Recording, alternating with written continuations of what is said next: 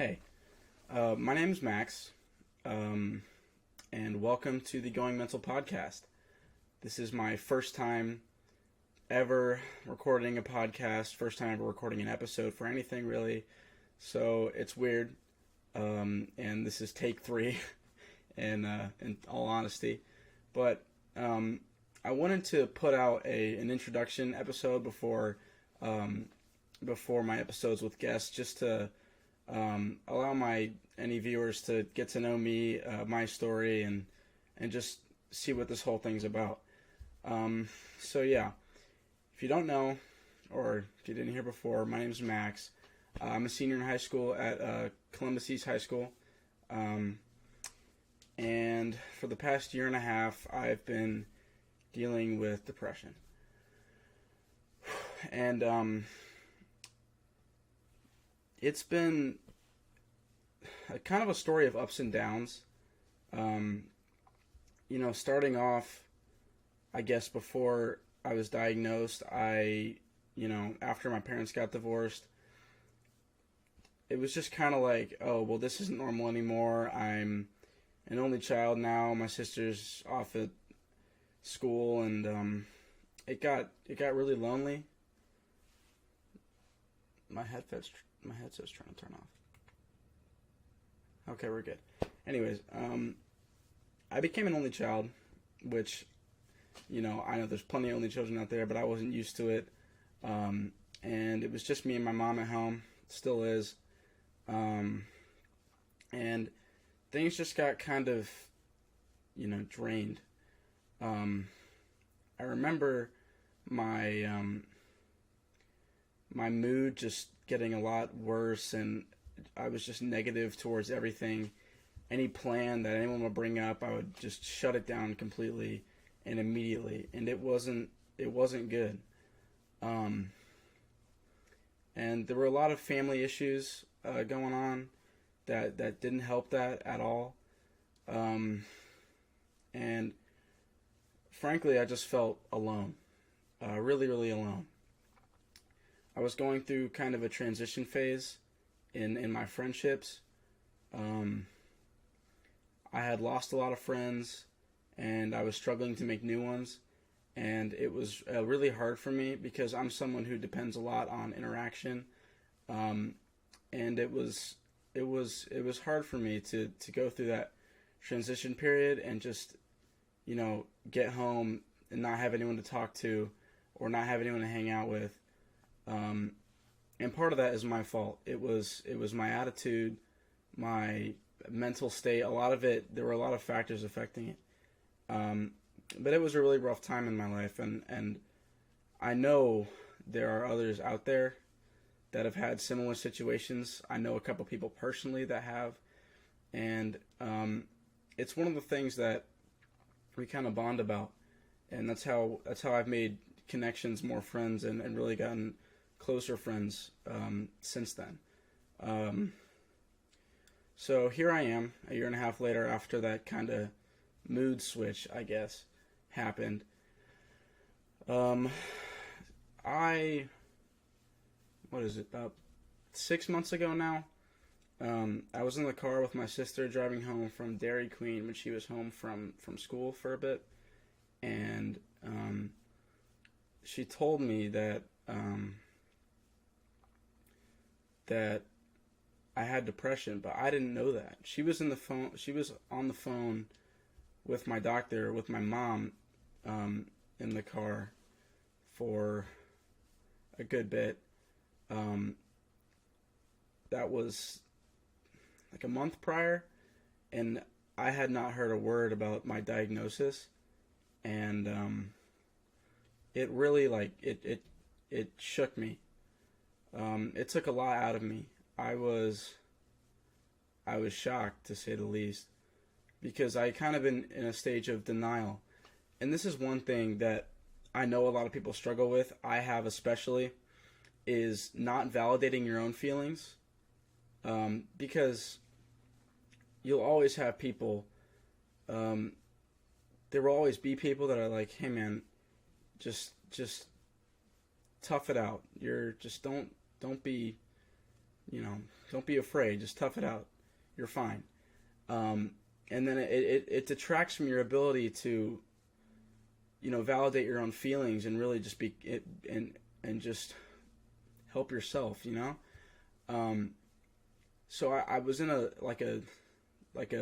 state of denial for a long time, with my mood and the changes that my mind was going through. It wasn't it wasn't helpful, and I was like, maybe I'm just, you know, a bad person. Maybe I'm just negative. Maybe this is just who I am, and I have to accept it. And I had always denied the possibility of depression being a factor, until what I heard from my sister. So I started medication, and for a bit it worked. Um, but after 2 weeks, maybe, uh, it just started to get worse. Um, I was having a lot of suicidal thoughts, um, a lot of just intrusive thoughts, ones that I just can't keep out of my head. Um, it's kind of like a nightmare. You know, did you ever, like, if you ever had a nightmare as a kid, and your mom or your dad would be like, just think of something positive. You can't do that with these. It wasn't going well. Um, I had a couple incidents, not incidents, but instances. Um, One over summer on a youth group trip, where I really was, thinking about it, and afterward, it was scary, because I'd never had something like that ever, and to see yourself fall into a hole like that, is tough, or at least it was for me. Um, so that's what I would say was my lowest point mentally. Um, so I got back. I talked to my doctor. We said, this medicine isn't working. I need a new one. So we got me a new one, and thankfully, I can now say that I am doing better with medication than I was before. Um, it's, I believe it works by opening up your serotonin receptors, so you just get more, like, you know, chemical happiness, which is an interesting concept to me. I didn't really get how that worked. Um, but it's been working better. My mood has been better. I've been able to interact with people better. And I guess the story, the meaning of this story is, just that, first, you are not alone at all. I thought I was for a long time. I know people think they do. I know people who are convinced they do, and it's hard to talk to them and just be like, you're not. You know, it's hard, because it's a difficult thing. Mental health is, but you're not alone. You're not alone, because I'm here. I have my experiences. In later episodes, you'll hear stories from my peers, and we all have different stories. It doesn't matter if no one can relate directly to yours. In the scope of mental health, especially for men, you are not alone. And it's okay to come out and talk about it. It took me a long time to get comfortable with that, but it's true. It's okay. And some people may judge, but it doesn't matter. It doesn't matter at all. So, in the grand scheme of things, what I'm here to do, and what my friends are here to do, what everyone here is here to do, is to break that stigma. You know, it's not weak to talk about your mental health, to talk about your problems, your feelings as a man. It's not. It's not a problem. It's not embarrassing. It's nothing to be judged about. And frankly, we all have it. It doesn't matter who you are, where you come from, what kind of person you are. We all have it. Everyone has mental health. It's true. I had never really thought about mental health. I had never really cared for a long time, and it it took me a while to really, not only accept it but recognize it. I consider myself a very empathetic person, and once you learn, you understand what mental health is, what the signs of it are. It's all over the place. Everyone has it. Everyone has struggles. Everyone has their own story, and it's okay to talk about it. It's okay to seek help. It took so long for me to do that, but I did it, and I'm doing a lot better, thankfully. So yeah, this is, first episode, first big step into this project of mine.